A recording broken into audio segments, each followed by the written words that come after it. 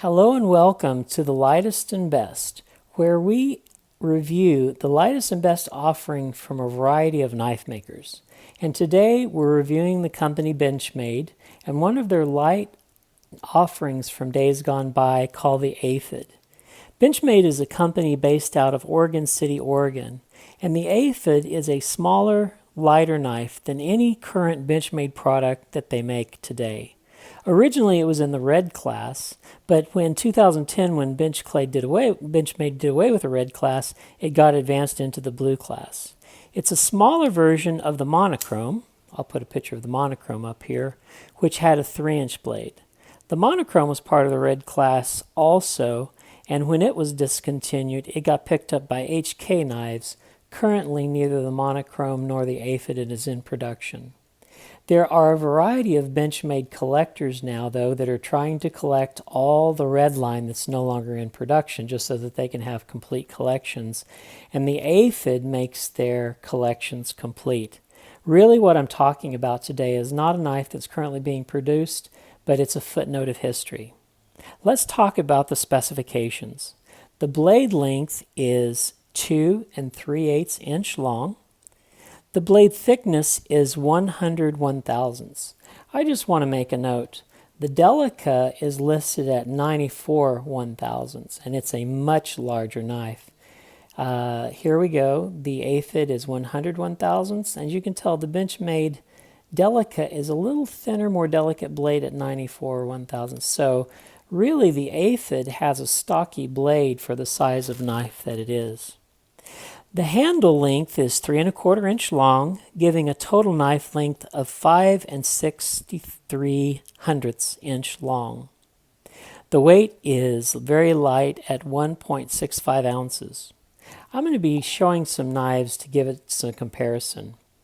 First will be the Kershaw Chive, and it is a little bit longer than the Chive.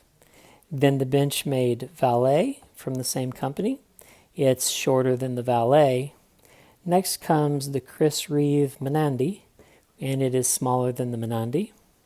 I'm going to bring a flash from the past, the SOG Flash 1. Doesn't it make you think of Nut and Fancy? This is one of his favorite knives, and it is very comparable to the Flash 1, so I want to compare it on the blade thickness here also. As you can tell, its blade is much thicker than the Flash 1. They're both assisted knives, and they're pretty much exactly the same length. They're competitors in that class. Next comes the Spyderco Ladybug, and this is loved by a lot of people as the favorite keychain knife, and it's much larger than the Ladybug. And lastly would be the Spyderco Dragonfly, the industry standard. And the blade length is a little longer, I think, than the Dragonfly's blade length.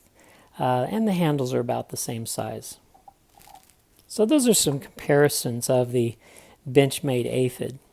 The blade of the Aphid is made in a satin grind 440C that has a high saber grind. The method of deployment is by bilateral thumb studs, and it is an assisted opening.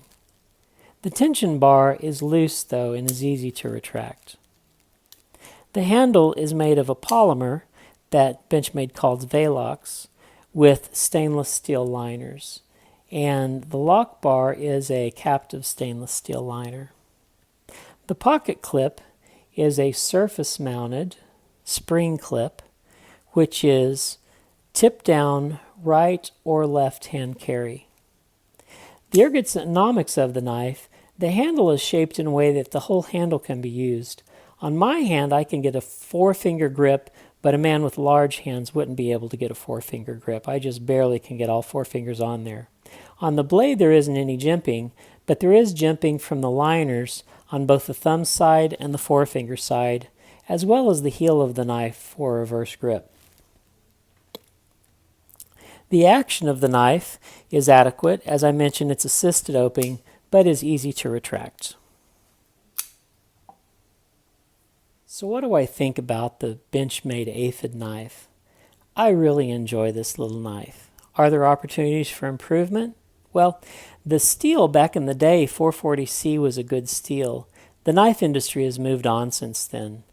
They initially went to VG10, and now the base models tend to come out with S30V, like the Para 3 when it came out, they put S30V on it. So what used to be considered a super steel is now your base model steel, and it left 440C behind.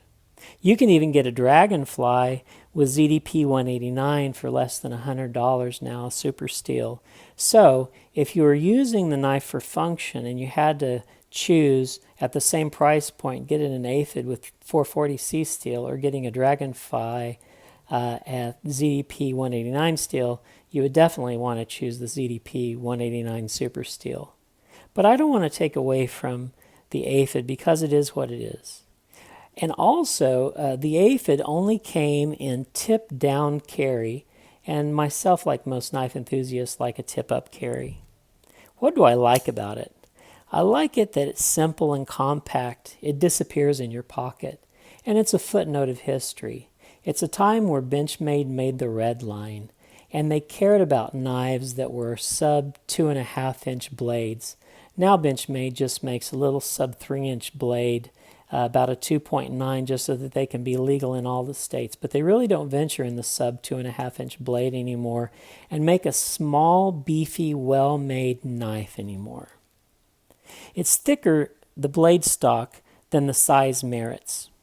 So, if you're a collector, I think you should be thinking about getting an Aphid. It'll cost you about twice what its original retail price was, but I think it's worth it to make out your Redline collection. Or if you're just looking for a small knife that disappears in your pocket and wouldn't be threatening in your workplace, and that is more stout than a Swiss Army knife, then I think the Benchmade Aphid might be a good knife for you. Thanks for watching. Like and subscribe, and we'll see you on the next lightest and best video.